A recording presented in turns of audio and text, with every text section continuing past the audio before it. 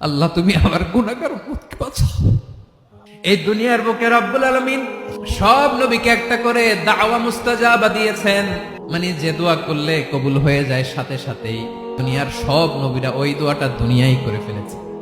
বিশ্বনবী বলবেন, আল্লাহ ওই স্পেশাল দোয়াটা দুনিয়াতে করি নাই, আজকে আমি তোমার দরবারে দাঁড়িয়ে কিয়ামতের দিন ওই দোয়াটা করছি। আল্লাহ আমার যে উম্মতের হৃদয়ে যাররা পরিমাণ ঈমান আছে, আমার একটা উম্মতকেও তুমি জাহান্নামে ঢুকাতে পারবা না।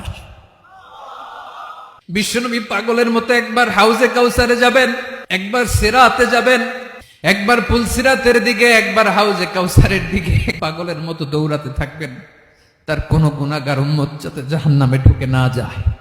উম্মতি বিশ্বনবী আমার জন্য কাঁদবেন, আপনার জন্য কাঁদবেন, আমাদের জন্য সেদিন কেঁদে কেঁদে জাহান্নামের দরজায় দাঁড়িয়ে আমাদেরকে টেনে টেনে জান্নাতে ঢুকাবেন।